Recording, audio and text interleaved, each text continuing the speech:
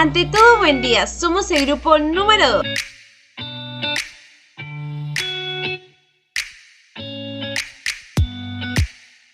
Este trabajo se basa acerca de la obra teatral Lockout, escrita por el literario peruano César Abraham Vallejo Mendoza, en el cual se hace notar el abuso de poder por parte de los empresarios hacia los obreros que están suprimidos por las negligencias e injusticias que cometen sus superiores.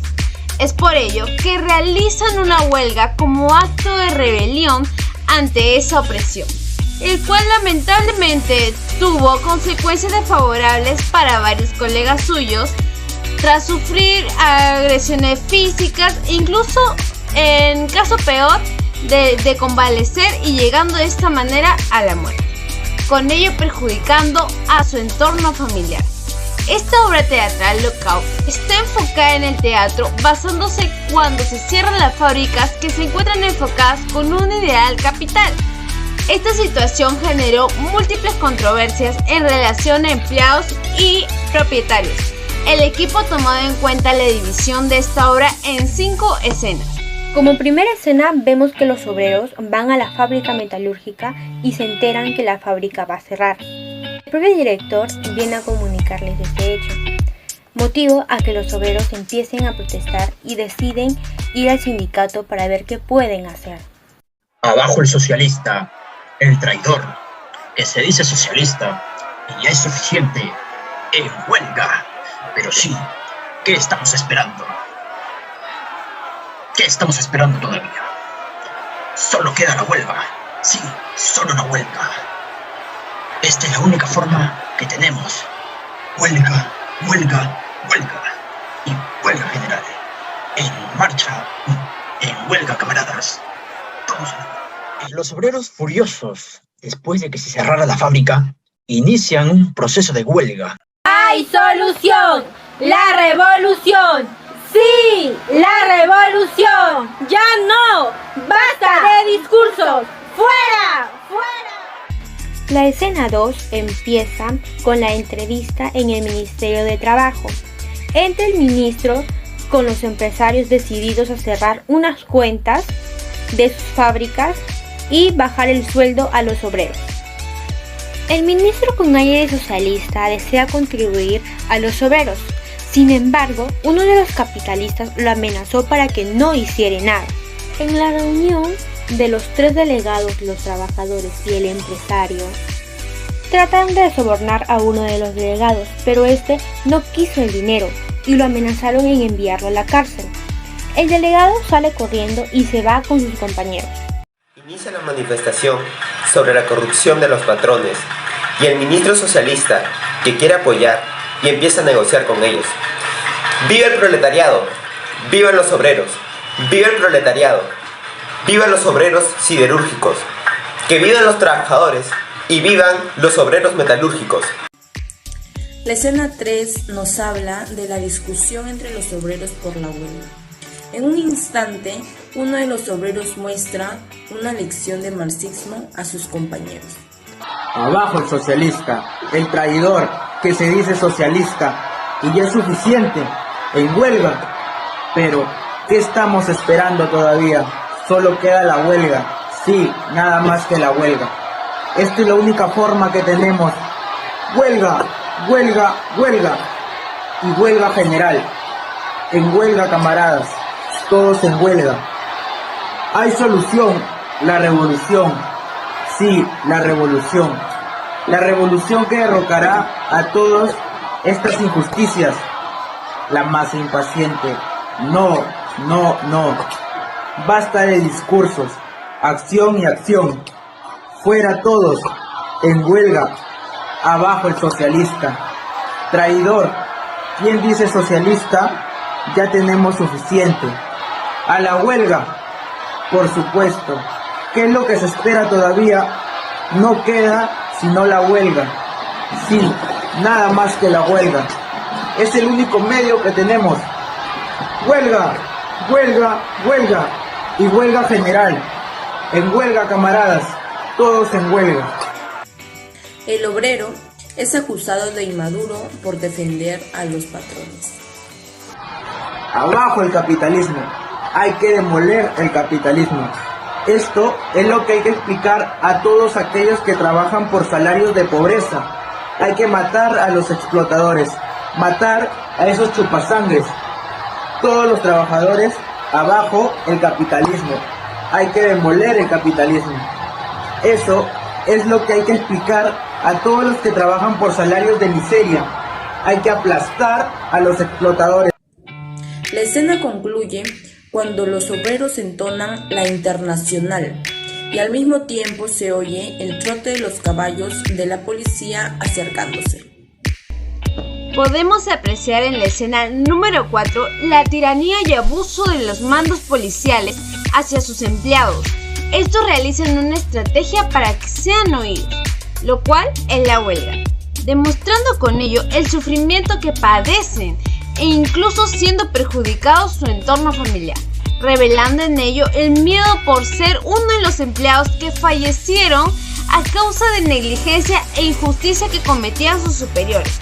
Los jefes al mando debían múltiples manufacturas, resultando supuestamente ser clausurados sus empresas, es decir, sus fábricas. En lugar de ello, tiraban el dinero en bares en compañía de mujeres, pagándoles por sus servicios, siendo de gran indignación. Este acto culmina con la muerte del cuidador por un policía, al enterarse que este era que delataba lo que pasaba en esas 4 paredes. La masa, al mismo tiempo que huye, abajo cochinos, vivan los obreros metalúrgicos, vivan los huelguistas, mierda los horizontes. Nuevamente se aproxima la caballería huyendo de la multitud. Recogen las piedras para su defensa. Los obreros, no, por ahí, a la izquierda, por las escaleras. La multitud desaparece al surgir un grupo de guardias a caballo. Se oscurece la escena, se ilumina la habitación de la izquierda. A la vez queda la obrera 1 y la obrera 12. Entran cerrando la puerta. Escena 5 narra el triunfo de los obreros. En pleno amanecer y en pleno día se van agrupando poco a poco delante de la fábrica, mientras circulan algunos oficiales municipales. ¡Hurra! ¡Viva la clase obrera! ¡Viva los compañeros de huelga! El delegado 1 exclama con gran fervor y sentido de justicia las siguientes palabras. Camaradas, la huelga terminó por fin y ganamos. Es el desenlace final de un largo conflicto social, de un drama atroz y homicida que nos enluta y enluta también al país entero. Este conflicto parecía incluso prolongarse y agravarse más. Culminó en el momento en que nuestras fuerzas iban a sucumbir bajo el peso del hambre y la miseria. Los patrones que estaban apoyados por el gobierno podían continuar escarneciéndonos. Cachiporras, prisión, balas, opinión pública, capitales. Todo está de su lado, pero nosotros los trabajadores, sin recursos y desarmados, ¿qué tenemos y qué nos queda? Sin embargo, camaradas, sí, tenemos un arma temible y temida, un arma contra la cual nadie puede hacer nada: la solidaridad de los obreros y la unión de todos los proletariados. Al terminar la escena, el obrero 12, con gran exaltación, se dirige a sus hermanos, motivándolos a mantenerse firmes. Y ahora, camaradas, ha llegado la hora de entrar a trabajar. Ganemos nuestro pan de cada día, con el sudor de nuestra frente, inclinados bajo el yugo del patrón, pero todos de pie en nuestro puesto. Los obreros entran celebrando al ritmo del cántico de la Internacional y progresivamente se escuchan las máquinas en funcionamiento, lo que marca así el final del lockout. La escasez de oportunidades y la vulnerabilidad que tiene un trabajador debido a que sus derechos no son respetados o muchas veces son marginados por el lugar de origen. Sin embargo, cada empleado tiene que ser respetado, escuchado y exigir el buen trato en su entorno laboral. Hoy en día, los empleados tienen leyes que los protegen, restaurando así su integridad. y al renunciar o ser dado de baja por el lugar de trabajo, cuentan con una compensación por el tiempo de servicio. Sin embargo, en el Perú existen muchos trabajadores informales, los cuales no son reconocidos de la misma manera porque no están en planilla. Sin embargo, para lo que se refiere el abuso, atribuciones, etc., que comete el Estado a los peruanos, en su totalidad indignación es donde César Vallejo quiere dar a lucir en sus escritos donde el sufrimiento de la gente, dando a entender que el Perú es un país donde las personas no tienen libertad de usar sus derechos ante el Estado.